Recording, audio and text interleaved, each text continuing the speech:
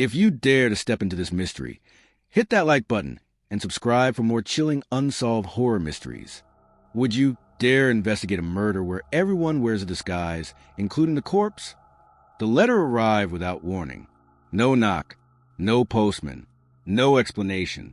It was early morning, 6:47 a.m. precisely, when Miss Marple found it resting on the center of her breakfast table. No one else was in the house. The door was still locked from the inside. No windows were ajar. The lights had not flickered, and the dog, known to bark at the slightest sound, had remained entirely still. The envelope itself was old-fashioned, thick parchment paper, its edges slightly frayed, not yellowed with age, but dulled, as though it had waited years for its moment. Her name was written in ink that bled slightly at the edges, too slowly to be recent. The handwriting was elegant, too deliberate to be casual, too precise to be rushed. Miss Marple, it read. No address, no title, no dear. Inside the envelope, a single card. You are cordially invited to attend a masquerade gathering at Elmridge Manor this Friday at dusk. Your presence is requested for a game. One guest will not leave. Signed, a friend of the forgotten. There were no RSVP instructions, no host name, no map, and yet the directions were implied. This was not an invitation extended out of courtesy. It was a message of intent. Miss Marple had solved a fair number of cases in her lifetime, some involving deception, others involving misdirection. But this was different. There was no context, no request, no details, only a location with a reputation older than its bricks. Elmridge Manor.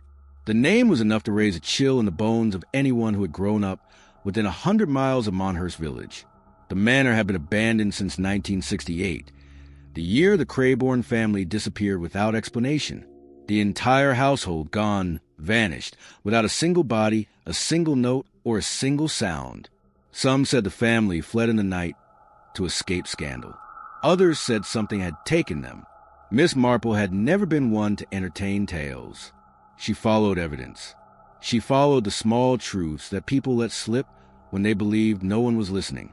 But this invitation offered no facts to follow, only a dare, a test of attention, a place long silent, now asking to be heard again. She spent the next 2 days preparing in the way she always did, without showing a flicker of emotion. She did not mention the invitation to the grocer.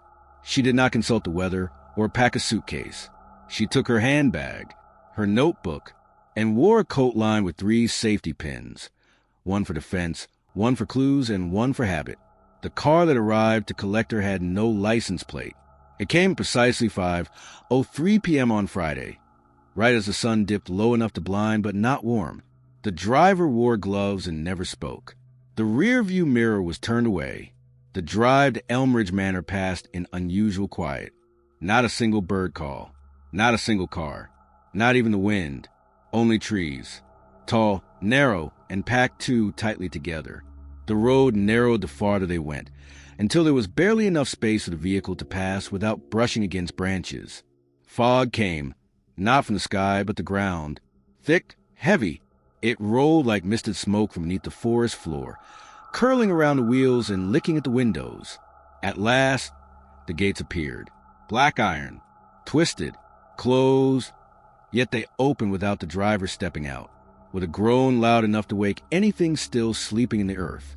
Elmridge Manor stood at the center of a clearing too wide to be natural. The building was 4 stories tall, its brickwork warped and blistered in places, as though the very architecture resisted restoration. Tall, arched windows flickered with candlelight, but no one could be seen within them. Vines wrapped around the stone like veins, dark green and blooming where nothing should. A statue stood at the foot of the front steps, a woman in a long gown, her hands clasped tightly.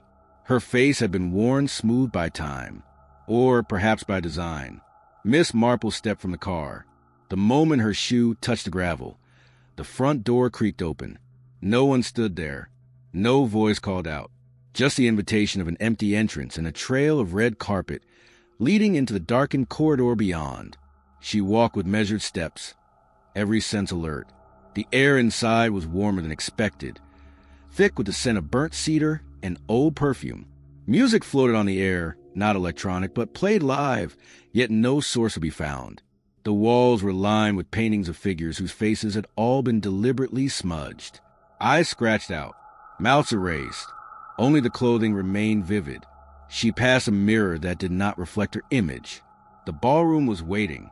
It opened up like a stage, wide and tall, with a vaulted ceiling strung with crystal chandeliers that swung gently without wind. The guests were already present. They wore masks, some made of porcelain, others of leather, one entirely of feathers. Every guest was dressed in elaborate formal wear, the type rarely worn outside a theater, gowns dragged behind like mist, coats buttoned all the way to the neck. There were at least 30 guests, yet not a single voice could be heard. They moved, some in pairs, some alone, but they did not speak.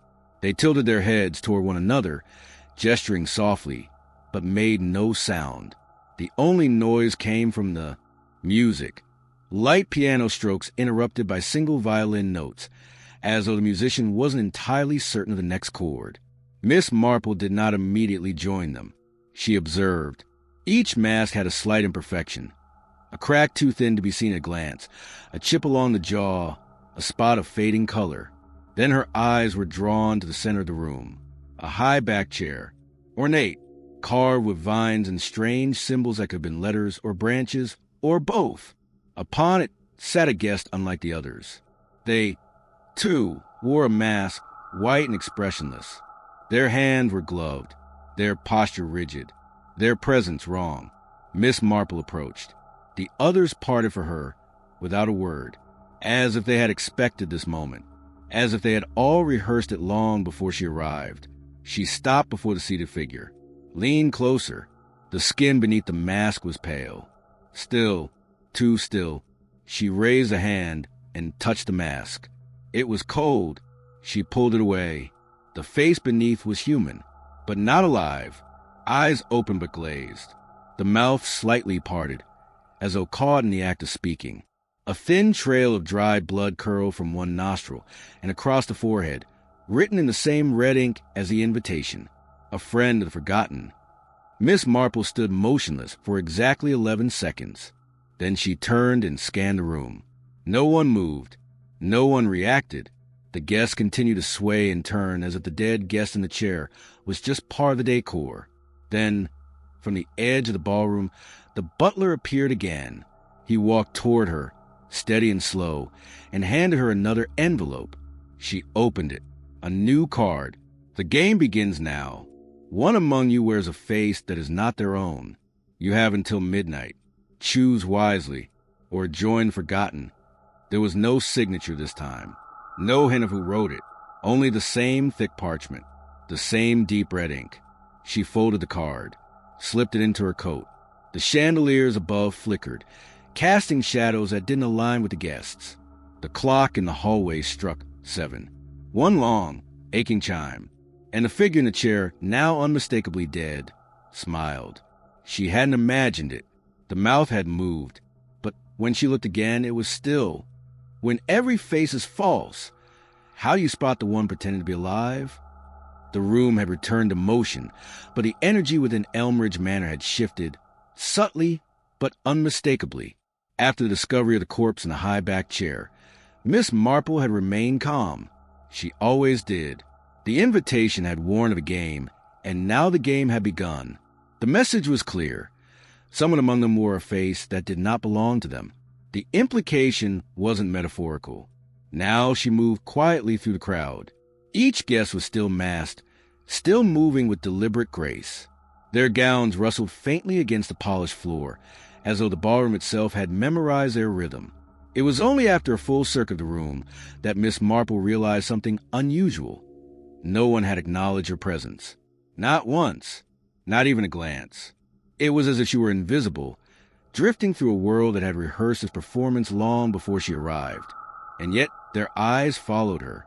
From behind painted porcelain, behind sculpted feathers and cracked leather, there were eyes, shifting, watching, calculating. It was in that exact moment, just as she passed beneath the far chandelier, that a woman let out a single sharp breath, not a gasp, not a scream, more like a sudden memory escaping her lungs. Marple turned. The woman wore a deep blue gown with a neckline threaded in sapphires, her mask shaped like a fox, detailed with silver etchings. Her gloved hand covered her mouth, trembling slightly. Something had fallen. A white glove, lace-trimmed, blood on the fingertips. Not fresh, but not old. Marple reached down to retrieve it. The woman didn't move. No explanation followed. The blood had dried only partially, still tacky to the touch. A small gold pin was stitched into the wrist seam of the glove, a set of initials, HR. No guest had yet introduced themselves by name. The invitation hadn't instructed formalities. Names, it appeared, were part of the game. The fox-masked woman took a step back, eyes fixed on Marple's hand. She offered no excuse, no gesture to reclaim what was clearly hers. Then she turned and disappeared into the crowd. Marple tucked the glove into her pocket. Something about the thread work had disturbed her. She wasn't sure why yet, but she had learned long ago that discomfort often led to truth. A low murmur passed through the room, not speech, but a collective breath. The music had changed again. Slower now. A single cello note repeated again and again, slightly off-key, creating a rhythm that suggested something unfinished. From the far side of the ballroom, a figure approached. He was tall, with shoulders square beneath a long charcoal coat, and a mask shaped like a raven's beak, sharp, elongated, matte black. His steps made no sound. He walked directly toward Miss Marple, as though he'd been searching for her. When he stopped just short of her shoes, he tilted his head, a moment of absolute stillness. Then he leaned in, close enough that she could hear the breath beneath his mask, and whispered. The dead always return in disguise. The words were not a riddle. They were a confession. But when she opened her mouth to question him, he was already gone. She turned quickly, scanning the room.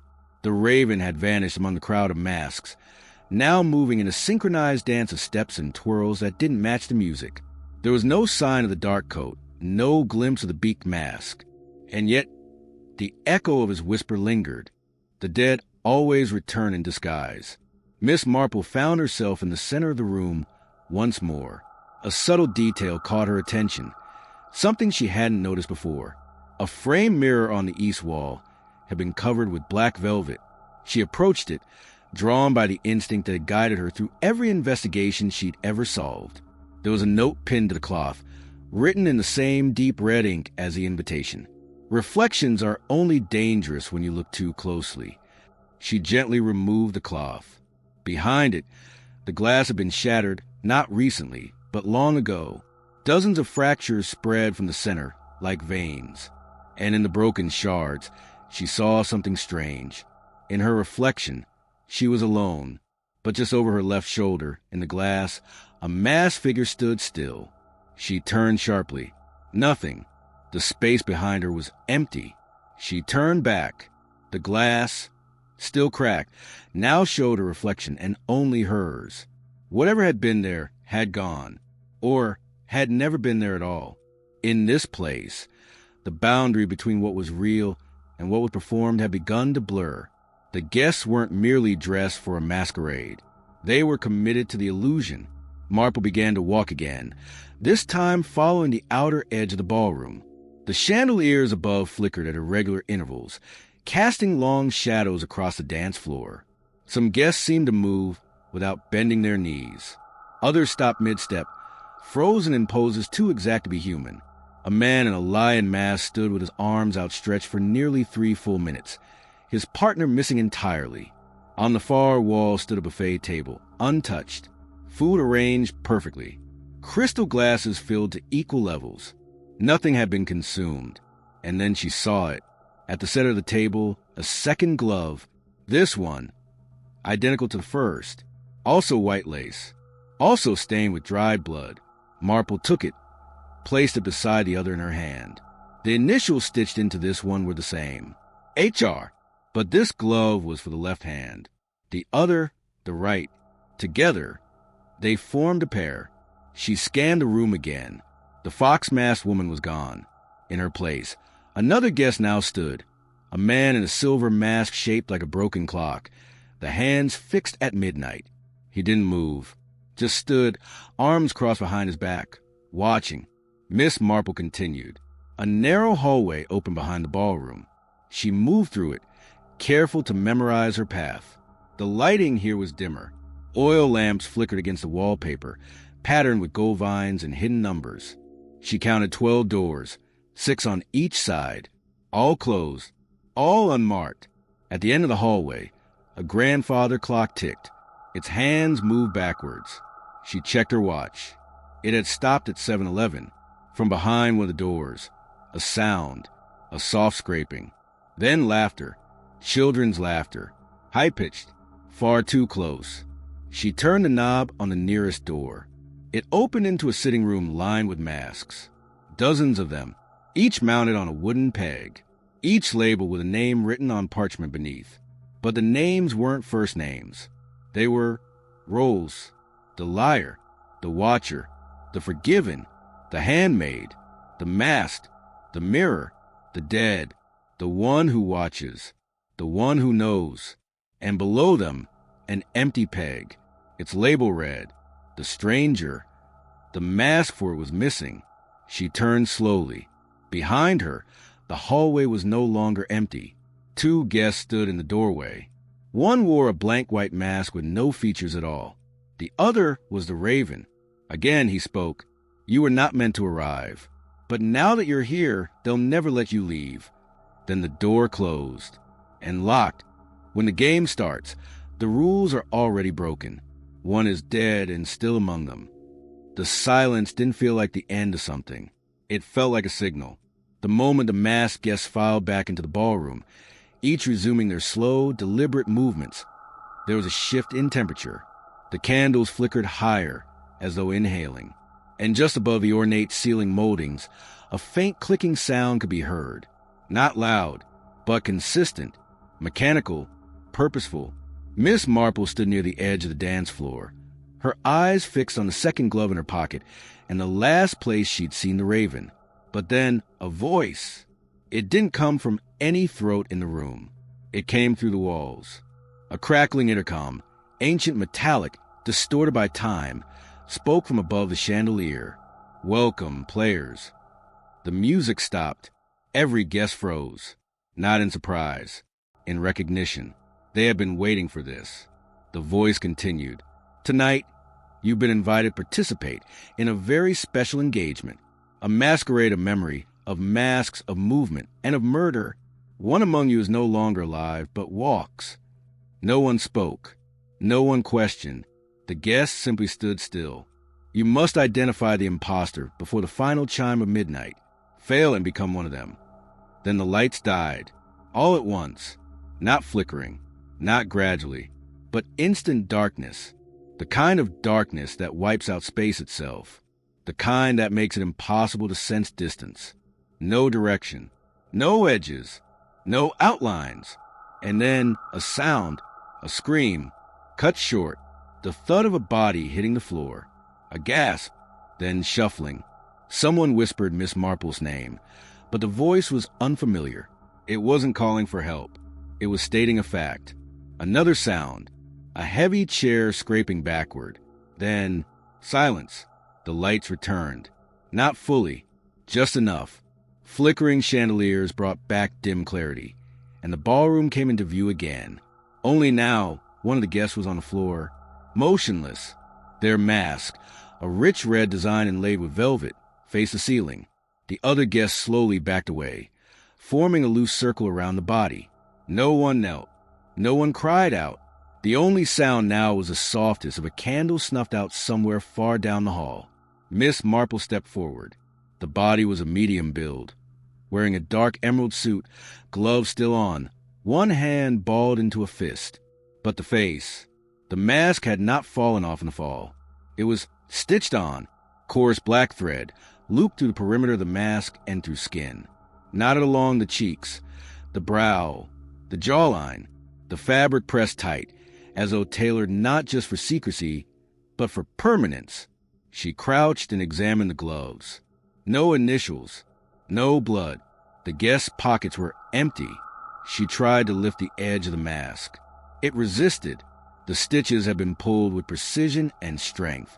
There would be no removing it without cutting tools, and even then not without taking skin with it. Marple stood, looked around. No one stepped forward to identify the guest. She spoke, her voice calm but firm. "Who is this? Do you know them?" No answer. She turned to the butler, who had reappeared as silently as before. "Did you see anything?"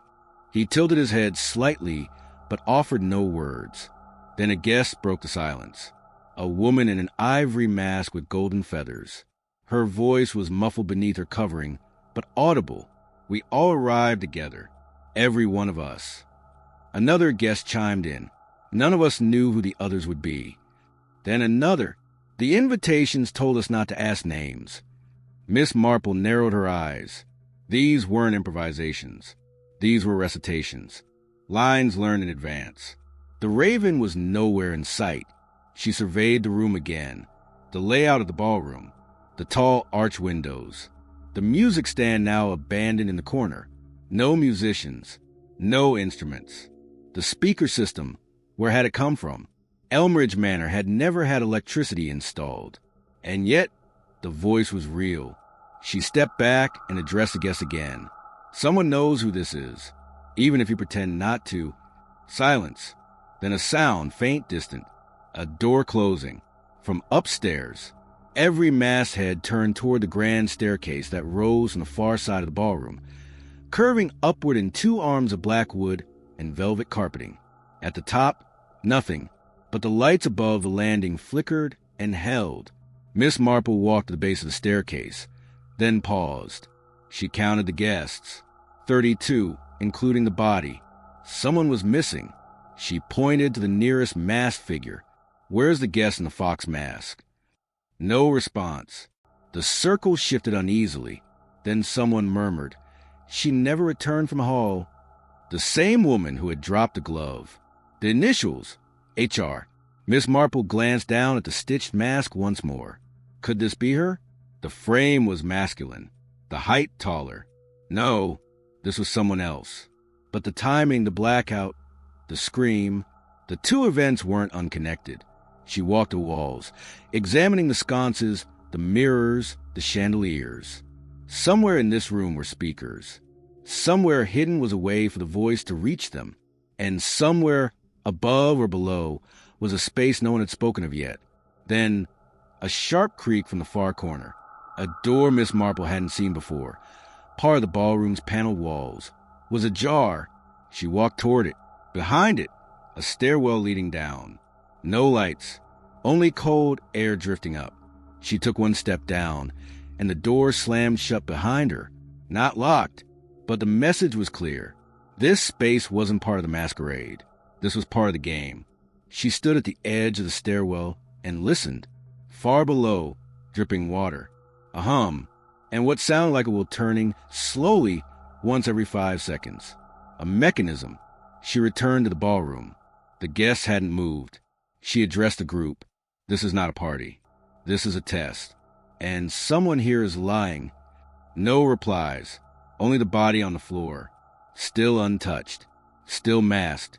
She returned to it and studied the seams. 1 stitch, just 1, had begun to loosen, not from her pulling, but as if it had been adjusted recently. She placed a finger near the edge and applied gentle pressure. The thread moved, not loosely, but intentionally. The mask had been sewn from the inside. Miss Marple froze. This was no post-mortem disguise. Whoever wore this mask had put it on themselves. Time, 11 p.m. 1 hour remained, and no one had yet removed a mask. Miss Marple looked again at the body on the floor. The hand once clenched in a fist was now open. Inside, a scrap of fabric. From a glove. Lace. Bloodstained. The initials had been torn off. Only, no one recognizes the victim, and the mask is sewn onto the face. In a room full of masks, the hardest face to find is the one pretending to belong. The body remained untouched. No one spoke of it. No one moved it. The red velvet mask, still sewn to the face, was now an icon of the night's message. Someone here had died or had never been alive to begin with. Miss Marple stepped back from the ring of guests and slowly began what she had always done best, not confronting, not accusing, but observing. She had learned long ago that truth rarely announces itself. It lingers quietly behind mannerisms, behind half-steps and sidelong glances. It flickers in the hesitation before a word, in the slight quiver of someone adjusting their mask for the third time. And in a setting like this, where names were hidden and identities disguised, the smallest movement could speak the loudest. Her first approach was with the guest nearest to the fallen figure, a tall man wearing a mask shaped like an owl, feathers painted black and gold. His posture was rigid, his arms folded tightly against his chest. But his eyes, they didn't follow her. They darted to the corners of the room. Left, right, always watching others, never watching her. "Do you know who the victim was?" she asked calmly. A pause. His reply, "We were told not to ask names. But you danced with someone wearing that mask earlier. I saw you." Another pause. His fingers clenched slightly. "We all change masks throughout the night. No one keeps the same one. It's tradition." That answer wasn't rehearsed. That answer was true. Miss Marple nodded, made note of it. Not just the words, but the way he delivered them, with the tone of someone following instructions rather than recalling events. That meant there was a structure, a design to how this evening was intended to unfold. She moved to the next guest, a woman in a floral patterned gown and a mask of shattered glass, artificial shards glued carefully around her eyes. Her hands trembled slightly, though she tried to hide them beneath lace cuffs. "What do you remember about the blackout?" The woman swallowed. "I counted to 4 before the scream." "How did you know to count?" A flicker of confusion. "We were told to." Again, instructions, not improvisation. This masquerade wasn't random. It was scripted, orchestrated, arranged. But by whom? And for what purpose? Miss Marple moved again. Guest after guest, mask after mask. Each interaction yielded small clues, but no names. Every participant was careful, restrained. Some were cooperative, others silent, but all shared one trait. They referred to the night as if it were a performance, not an investigation. Their phrasing was too symmetrical, their language too measured. And then one broke the pattern. A man in a crimson coat, his mask painted with a permanent smile. He chuckled nervously as she approached, wiping non-existent sweat from the edge of his brow. "I didn't kill anyone," he said without being asked. "No one suggested you did," Marple replied, voice even. "They'll think I did," he continued, shifting on his heels, "because I was standing next to him. I mean, the body, but I swear I was only holding his arm because the music was loud and..." He stopped, realized too late he'd said too much. Miss Marple didn't press. She didn't need to. Confessions don't always require questions. She moved along the ballroom perimeter again, the same way a detective circles a chessboard, scanning for patterns that reveal the strategy of the unseen player. And then she noticed it. At the far side of the ballroom, between two candlelit columns, a guest stood perfectly still, facing a wall-length mirror. But they weren't adjusting their clothing. They weren't checking their mask. They were talking, not whispering, talking. Their hands moved slowly, as if making a point in conversation. The mirror reflected them clearly and no one else. There was no partner beside them, no twin image engaging in dialogue, only themselves. Miss Marple approached, quietly. The guest wore a mask painted in the likeness of a moth, large, symmetrical, with wings arched across the forehead, a design often associated with transformation or death. "May I ask who you're speaking to?" Marple asked, maintaining distance. The guest did not flinch.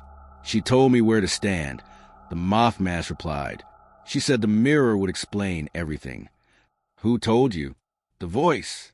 Before the invitation arrived, it said to listen when the silence grew heavy. Miss Marple looked into the mirror. It was an antique, tall, narrow, framed in tarnished silver. Etchings along the frame suggested it had once belonged to a church or some kind of ceremonial hall. But the surface, despite its age, was flawless. It reflected perfectly. And in that reflection, something was off. The ballroom behind them was visible. The chandeliers, the archways, the guests, but not all the guests. In the reflection, the raven was present, standing still, watching. But in the actual room, the raven was gone. She turned quickly, nothing behind her.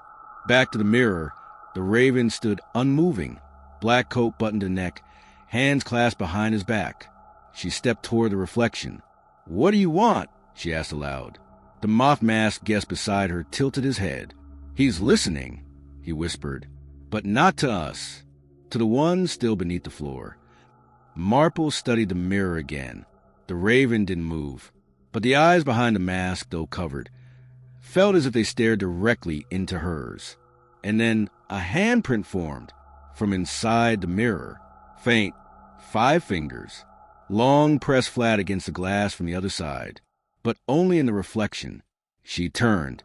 The mirror was untouched, but its reflection told another story.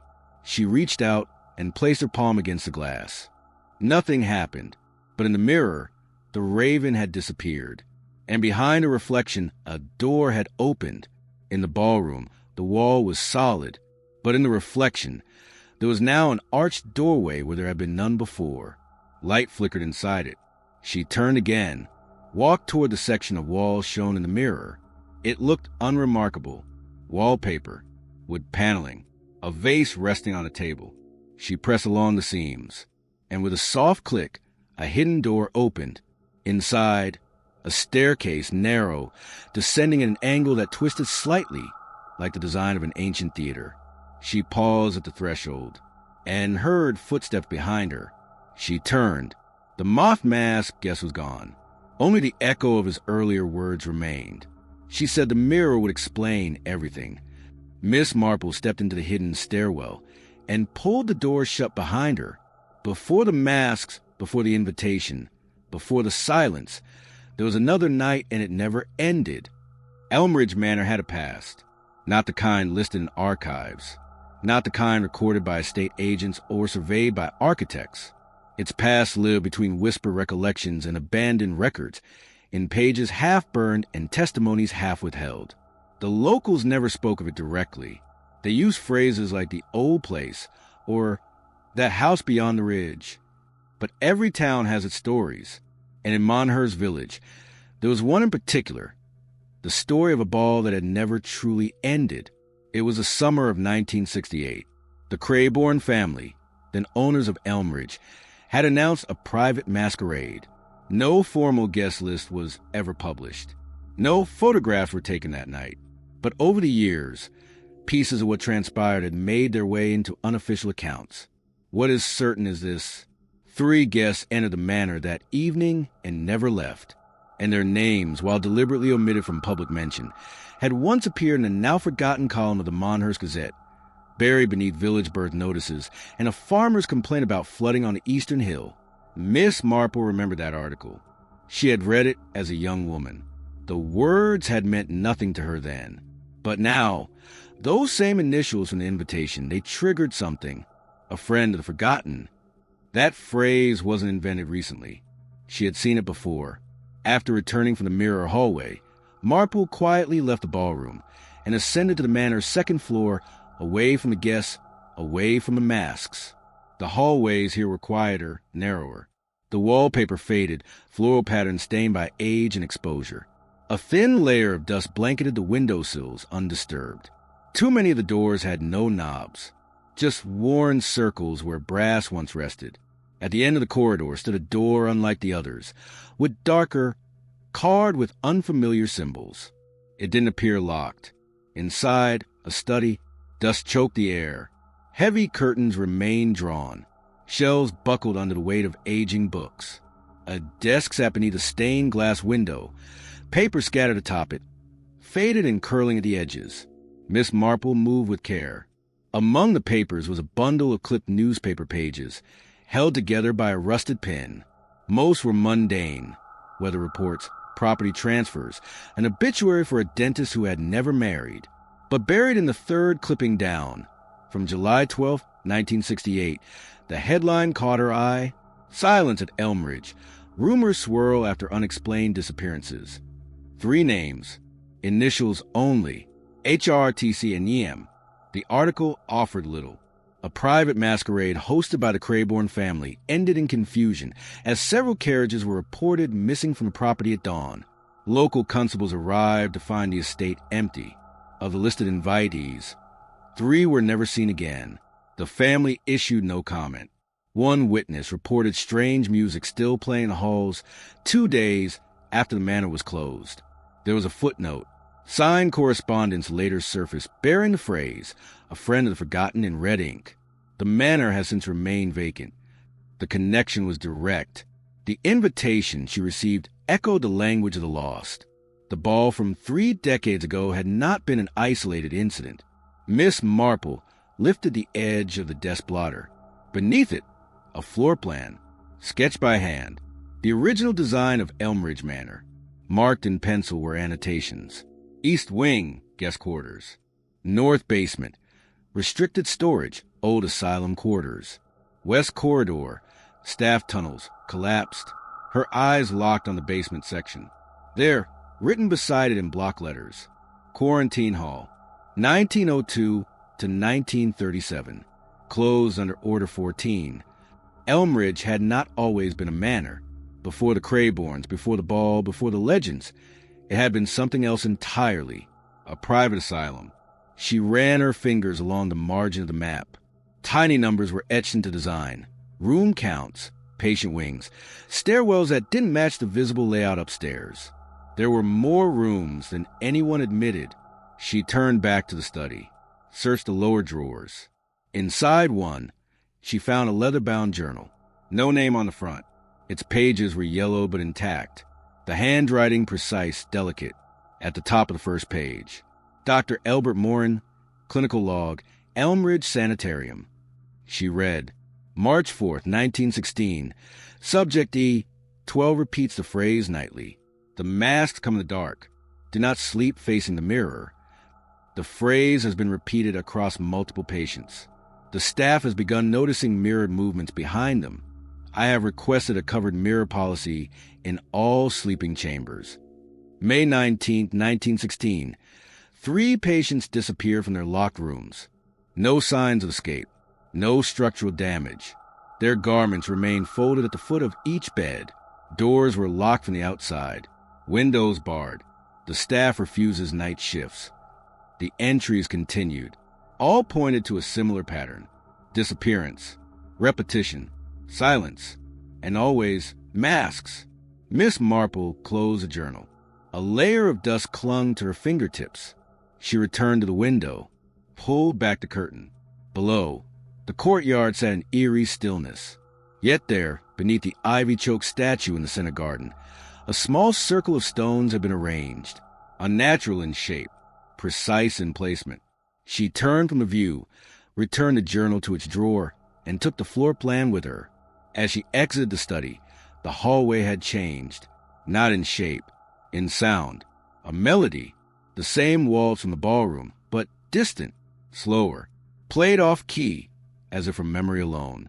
She followed it, down the stairs, past the ballroom.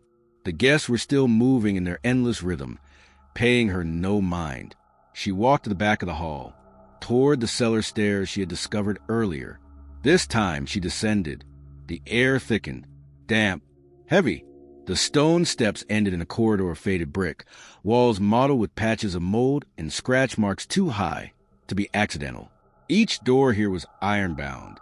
Many had sliding view ports, most rusted shut. Numbers were scratched into the walls. E12, E13, E14. Miss Marple stopped before one marked E15. Inside, she saw the remains of a small cot, torn fabric, a mirror nailed to wall, now cracked through the center, and written in chalk across the stone, "Masks do not lie. People do." She walked farther. At the end of the corridor, a final door. Unlike the others, this one was wooden, unmarked. She opened it slowly. Inside was a round chamber, shelves lined with identical red velvet masks. Dozens of them, every single one stitched with initials. HR, TC, EM, and a fourth, MM, her own. Which mask creeped you out the most so far? Was it the stitched one or the one with no eyes at all? Comment below with the emoji performing arts if you think you'd survive this game. It was dead. Everyone saw it. But now it's gone. Bodies don't disappear. Not from closed rooms. Not in houses with sealed doors and dozens of witnesses.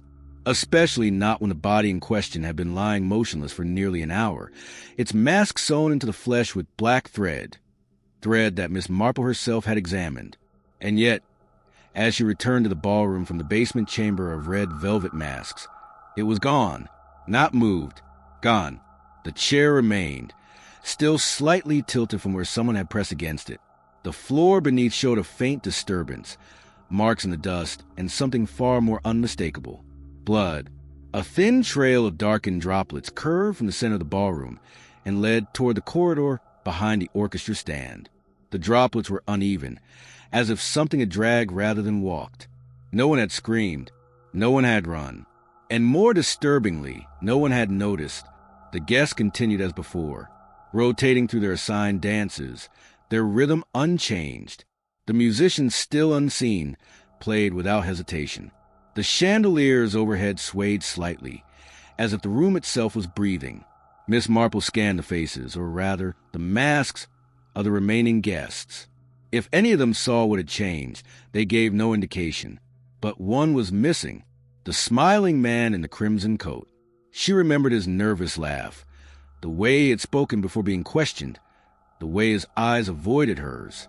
He was no longer among the crowd. She followed the blood trail, past the edge of the ballroom, through the corridor, past faded portraits that had once hung straight, now crooked and bleeding watermarks through the wallpaper. It led to a narrow door, one she had not noticed earlier, the handle cold, the hinges stiff. Inside, darkness. She stepped in, stone beneath her shoes. Air colder than before. No lights, just the trail. She followed it, hand grazing the wall to guide her. After a few feet, her fingertips caught on a splinter. Wood. Old wood. A match from her coat pocket brought dim light. Before her stood another stairway, narrow, leading even deeper beneath the manor. Each step echoed, each creak answered by something deeper still. At the base, a corridor carved into the earth itself. Stone walls held by iron beams, once reinforced but now rusted and bowed. Small, arched doorways lined each side, cells. And across the stone floor, the blood continued, until it stopped. Suddenly, no body, no mask, but something else. A torn page, folded once and pinned under a rock. The ink had bled at the edges, but the words were legible, handwritten, no signature. The title underlined twice. I am not dead. The entry was dated July 14th, 1968, 2 days after the Forgotten Ball. Miss Marple held the page close to her match flame and read aloud. They left me here. They thought I was gone, but I heard them, their voices in the walls. They never stopped dancing. The music kept playing. I screamed once. It echoed forever, but no one heard. The masks were not theirs. They belonged to the others, the ones who sleep in the mirrors, the ones who wait for a face. She turned the page. I watched through the cracks. I saw them moving even after the lights died. The stitched faces, they weren't costumes. They were warnings, but they never warned me. They only watched until I stopped screaming, watched until I stopped being someone. The last line chilled her. Tomorrow I will choose one. I've learned how to wear them. They will not know. I will wear your face next. The match burned low. Marple folded the page and placed it into her coat. From behind her, down the corridor, a creak. Soft, measured, not like a footstep, more like a shift in weight. She turned. Nothing in view. The light caught a second page, tucked between bricks near the wall. Another piece of the diary. They think death is the end, but death is the invitation. You cannot attend the ball without wearing the mask. The mask is not the costume. It is the contract. It chooses or returns. She turned again. Farther down the hallway, movement, a figure, half visible. A silhouette in a guest attire. Coat too long. Mask too clean. Still, watching.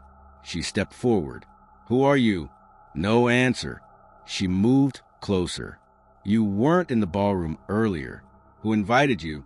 The figure stood still, then slowly tilted its head, too far, at an angle no human spine should allow. She stepped back, razor match. The flame flickered wildly, then extinguished. The figure disappeared. She ran forward. Nothing there. No footsteps. No trail. But above her a whisper, in a voice not quite male, not quite female. I was beneath the floor. Now I walk above it. She reached for her flashlight, turned it on. The beam caught something on the far wall. A mirror, out of place in the stone corridor, framed in silver, cracked through the center, and in the reflection, herself. But not as she stood. Not now. The reflection wore different clothes. A mask stitched into the face. She backed away. The mirror followed. Every step she took, the reflection moved closer. Even as she retreated, she turned sharply, mirror gone. She ran, up the stairs, back into the corridor, burst through the door, and re-entered the ballroom. The guests continued dancing, unmoved, but one new figure stood by the musician's corner. Tall, still, wearing a red velvet mask, stitched. Too clean, too recent. She approached. The mask had no eyes, no mouth slit, just shape. She stepped close. Who brought you here? The figure said nothing, but its hand rose, palm outward, held something, a folded piece of paper. She took it, unfolded it slowly. Only 4 words. You saw me move. She stepped back. The figure tilted its head. Behind her, the music changed key, slower now, less rhythmic, disjointed, as if whoever played it no longer remembered the melody. She turned to the guests, scanned their faces, counted, 1 too many. 33. There had been 32. Now 33. She turned back to the masked figure. It was gone. No trace. The paper still in her hand. She looked down. It now bore fresh ink. One more sentence had appeared. And soon they'll wear yours. The diary ended with 5 words scrawled in frantic handwriting. I will wear your face next. She thought she was watching them, but someone had been watching her from the start.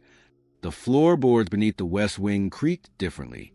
Miss Marple had walked Elmridge Manor for hours now. She knew the cadence of each step, the rhythm of each stairwell. She could trace the outline of the ballroom with her eyes closed and describe the scent of each hallway in exacting detail. But the corridor leading from the library carried a new weight, a subtle pressure beneath the foot, like something hollow was pretending to be solid. The library itself had not changed. Floor-to-ceiling bookshelves covered in dust. A fireplace long gone cold. Curtains drawn tight against windows that no longer opened. But the far left corner, something felt off. Not the kind of off that you can explain with measurements. The kind that tugs at instinct. A patch of wall slightly more polished. A draft with no visible source. A faint mark on the wooden floor that suggested furniture had once been moved and never returned. She approached the nearest shelf, ran her fingers along the spines of the books. Many were glued in place.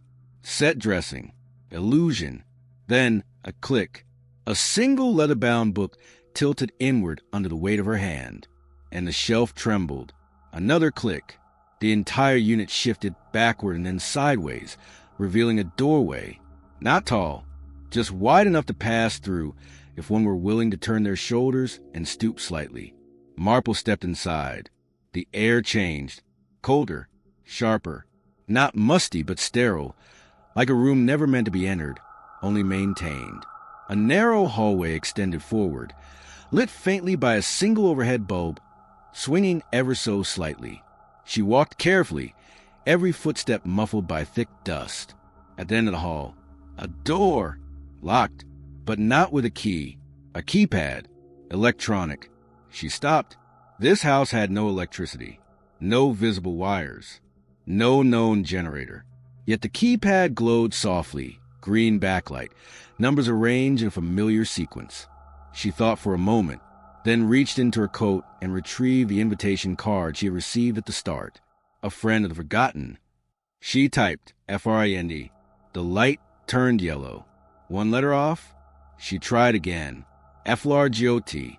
Another flash. Red. Then green. The door clicked and opened. Inside was a room that should not have existed.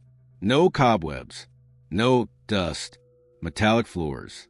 Smooth walls. A long rectangular table in the center, with organized rows of costume garments folded neatly. To the left, masks. Not one, not 10, dozens, each with unique markings. Some had names etched inside. Others were blank. But all were arranged carefully, like inventory on display. To the right, photographs. Pinned across a large corkboard. Each guest, each in bed, asleep, photographed at night. From different rooms, different angles. Marple stepped closer. The images were recent. Same clothing, same faces, same masks folded on nightstand beside them. She recognized the man with the owl mask, the woman with the fractured glass mask, the smiling man in the crimson coat, even the guest with the moth-shaped face covering, and herself, sleeping, head tilted slightly, left arm above the sheets. The photograph was time-stamped, 3:17 a.m., just 2 nights prior. She felt her pulse slow. Someone had entered her room, photographed her in sleep, prepared her costume, and sent the invitation with full knowledge of her presence. Her hand moved to the far end of the table. A small projector sat mounted on a tripod. Next to it, a remote. She pressed play. The screen on the back wall flickered to life. Footage appeared, grainy monochrome, time-coded in the corner, a wide-angle view of the ballroom. From above, the guests visible in full motion. Each sequence was dated differently, but none were from tonight. They were from before, last week, last year, decades ago, and each video showed the same thing. Guests dancing, following perfect patterns, some suddenly collapsing, others freezing in place for entire hours. In one frame, a guest is seen removing their mask, and beneath it, another mask. In another, a figure walks backward into a mirror and vanishes. Then one video paused itself. She stepped forward. The timestamp, July 14th, 1968. The forgotten ball. 3 guests visible. The camera tracked them moving nervously through the ballroom. 2 male, 1 female. None wore masks. All were arguing, gesturing toward the front door, trying to leave. And then the lights went out for a full minute. When they returned, the 3 were gone, and standing in their place were 3 masked figures, swaying to the music, expressionless. She froze the frame, the middle figure, the height, the posture, the hand positioning, identical to the corpse from earlier, the mask with the stitches. It had been here since the first ball. She turned away from the screen and found something else. A second room, through another door, a control center, dozens of monitors, each screen cycling through images, bedrooms, corridors, cellars, each labeled with code names. Guest 3, currently moving. Guest 7, stationary. Guest 11, repeating loop. Then one monitor caught her attention. A live feed of the ballroom. Now, from above, she saw herself, standing in the control room, reflected faintly in the upper mirror panel. The rest of the guests continued their movement, but one was watching the camera, mask tilted upward, unmoving, staring straight through the lens. Watching her, she turned to leave, but the door had closed. A new message blinked on the screen. The one awake must not see the ones who sleep. A final screen blinked on. Footage of a small room, empty, except for a mask, lying on the floor. Then, a figure entered frame. Tall, dressed as one of the guests. But this one, no one had seen before. They picked up the mask, faced the camera, and whispered, "Now I know who to be." What if the mask you wear doesn't just hide your face, but keep someone else alive? In the room where she had watched herself being watched, Miss Marple had come to the conclusion she couldn't yet voice aloud. Not because it was untrue, but because saying it would force her to accept it. Someone was orchestrating every movement inside Elmridge Manor. Not just tonight, not just at this masquerade. For years, they had mapped the house down to its echo. They had cataloged movements, recorded habits, scripted entire sequences of fear and observation. The guests were not just participants. They were curated pieces of a larger exhibition. And Miss Marple was never meant to discover control room. She returned to the library the same way she had entered, silently, deliberately, sealing the hidden door behind her without leaving any trace. But everything had changed now. The game, once abstract, had acquired a face. Not the face of a guest, not the face of a victim, but the face of the absent. Someone who was missing from the ballroom, from the guest list, from the official records, yet whose presence echoed in every hallway. She had first heard the name in a whisper, back when the asylum had still operated beneath the manor. Dr. Albert Morin, director of Elmridge Sanitarium from 1912 to 1937. According to the official ledger she found behind the floorboard in the guest quarters, Dr. Morin had been reported missing in the winter of 1937 during an institutional lockdown after 3 patients and a nurse had vanished. His remains were never located. His room had been sealed. Declared dead in 1941. Case closed. But the photographs told a different story. And one, in particular, could not be ignored. Among the cluster pinned in the secret chamber, above a table of masks and costumes, was an image not dated, not labeled, just a grainy photograph of a man in mid-stride, carrying a suitcase, half turned toward the camera, caught before stepping into a doorway. His posture was unmistakable. She had seen it mirrored in the ballroom more than once, and the scar on the side of his neck, though faint, was identical to the medical profile sketched in the old asylum log. The file had described him as methodical, detached, unafraid of isolation. He had disappeared, yes, but his work, his therapy rituals, as he had called them, never stopped. They had merely gone underground, behind mirrors, beneath floorboards, and now repurposed into something unrecognizable. But it wasn't the photograph that chilled her. It was what lay beneath it, tucked in a clear evidence sleeve, marked only with the letter M. A mask, made not from porcelain or leather, but from something else. Flesh. The texture was unmistakable. Porous, elastic, stitched carefully across a sculpted mold to form a human face. Lips faintly parted, brows furrowed, eyelids closed. Marple reached for a glove before touching it, and even through the barrier of leather, she recoiled. The sensation was wrong. It was too warm, as if it had only recently been removed. At the edge of the mask, along the inner seam, was an inscription burned faintly into the lining. You can't unsee what the mask remembers. She placed it back. Her hands trembled for the first time since arriving, because now the questions changed. This wasn't a masquerade designed to conceal identities. It was designed to replace them. She left the secret room, returned to the hallway, and nearly collided with a guest. He stood too close. His mask, a simple ivory design with no markings, covered the entire face. No mouth, no eyes, just 2 small slits for breathing. But he did not speak. He did not react. He just waited. Marple stepped to the side, brushing past him. But as she walked away, she heard a sound that hadn't occurred once that night.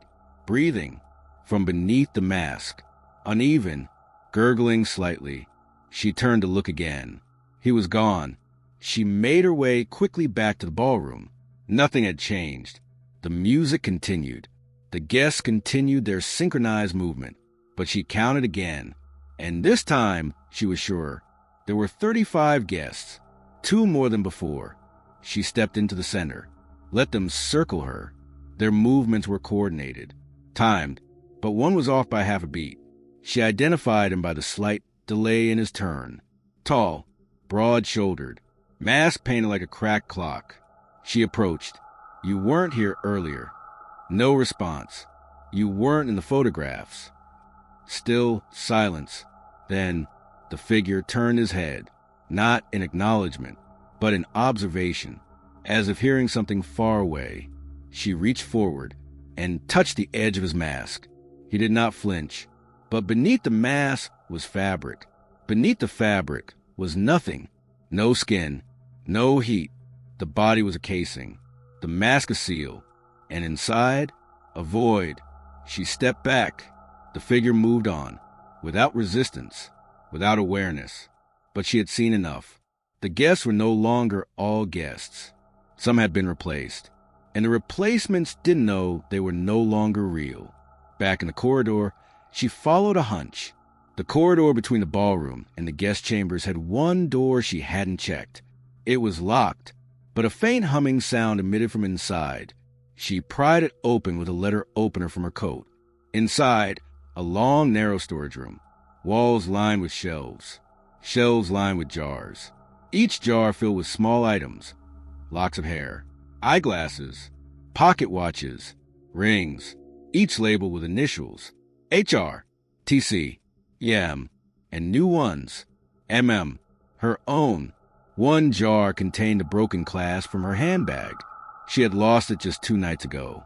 She never reported it. She never even left the manor, which meant someone had taken it from her room while she slept. Someone had cataloged her, prepared a replacement, a mannequin, a shell, a version of her to walk the ballroom if she failed to leave. And the final jar held something far worse, a strip of skin with a birthmark, identical to the one on her right shoulder.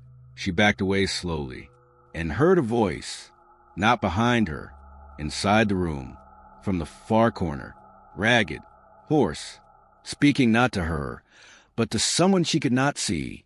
I wore her face, but it didn't fit. She was still inside it. Miss Marple turned off the light and walked back into the hall. Her next move had to be made carefully. The masks were not costumes. They were replacements.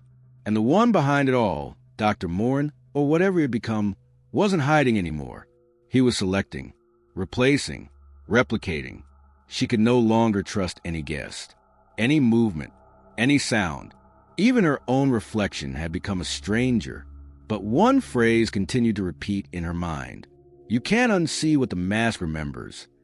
When the clock struck 12, the masks fell away. But one face didn't stop at skin. The final hour began without warning.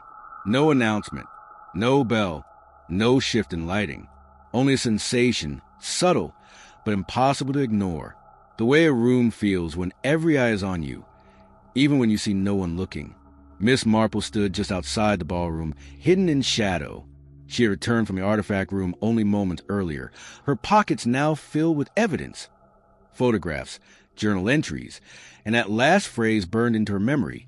You can't unsee what the mask remembers. And now, she would have to see it all. She counted the guests again. 35. Still, too many. She noted each costume, each step, each hand gesture. The music still played, though slower, as if the pianists were running out of time or air.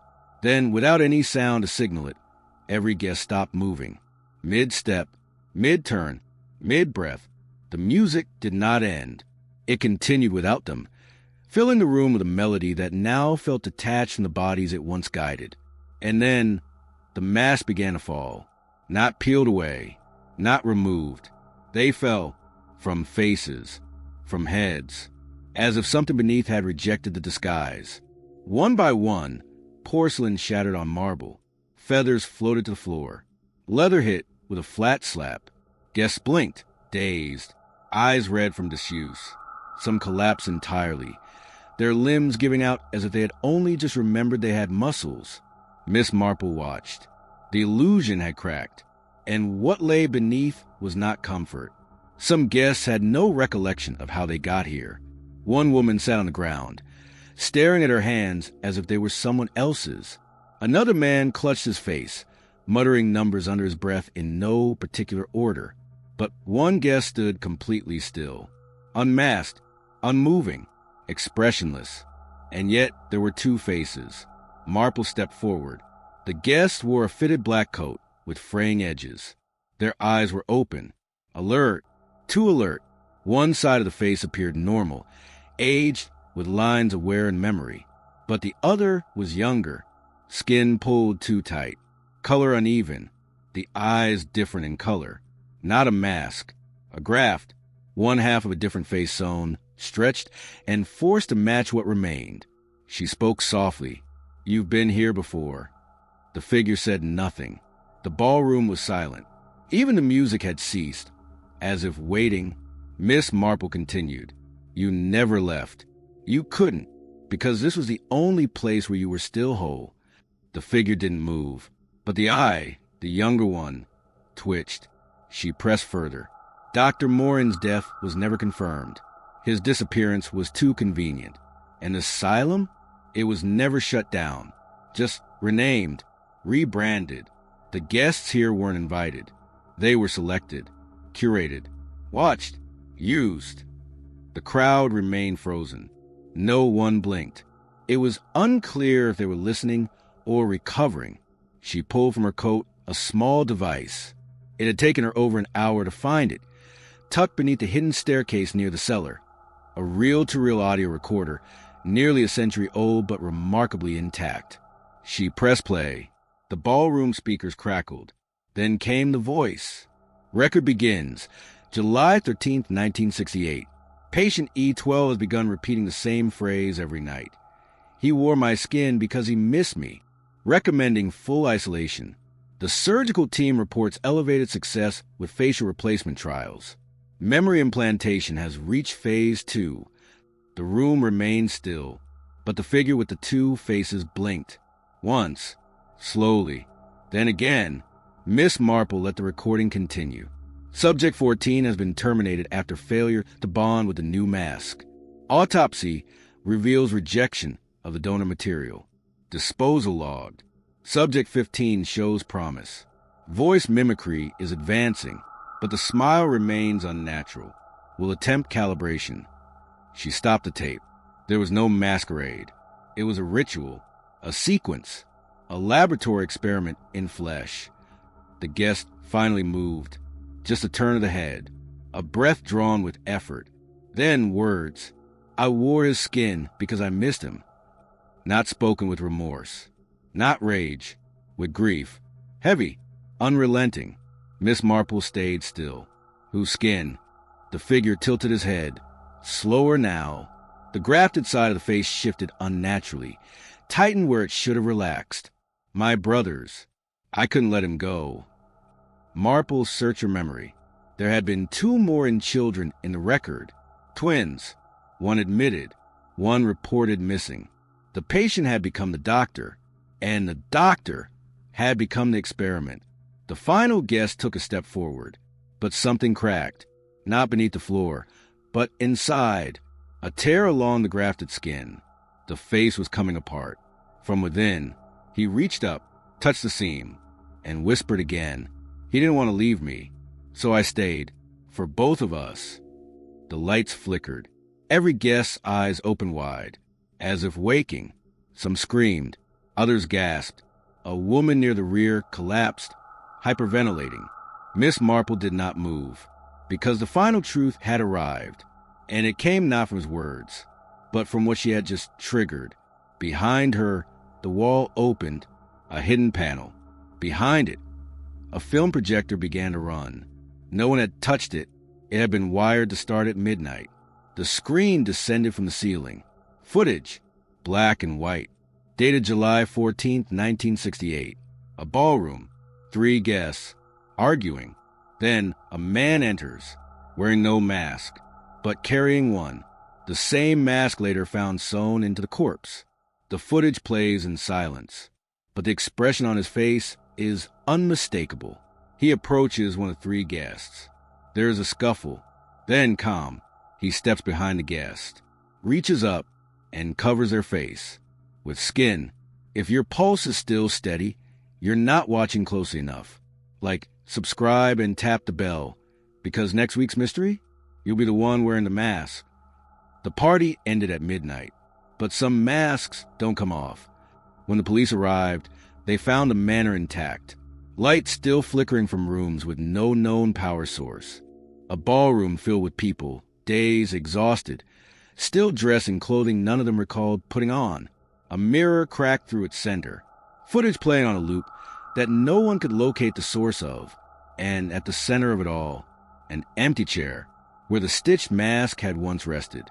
The body gone again. There were no bodies, actually, just memories. Unreliable, fragmented, and far too similar. Every guest gave a different version of the night. How they arrived, when they were invited, what they remembered before the blackout. But one detail never changed. They all spoke of her. The woman in gray. The one who didn't dance. The one who asked questions no one else thought to ask. The one who was never on the list. Her name was unknown to most. Some remembered her as the observer. Others simply called her the one who wasn't afraid. But by the time law enforcement entered the building, she was gone, vanished. No carriage marks, no footprints, only her presence, etched into the aftermath. And something else. A hallway they hadn't searched, between the staff quarters and the cellar steps, revealed a small dressing chamber. The walls were lined with hooks. Most were empty, but one held something deliberate. A single mask, porcelain, cracked near the right temple. A thread still attached from where it had once been sewn. Below it, engraved into the wood of the hook, 5 words. A disguise is only as good as the secret protects. There was no fingerprint, no note, but the investigators collected everything. Files, journals, artifacts that shouldn't have existed in this era. Antiquated surgical tools, half-melted phonographs still spinning, guest books filled with names that didn't appear in any census. And yet the manor remained oddly untouched, as if time hadn't progressed within its walls, as if each room had been preserved or repeated. Guests were taken in for questioning. Most were released. Some were hospitalized. A few were never identified. No matches, no family connections, no personal belongings, just faces. Faces no one could confirm were their own. But what of Miss Marple?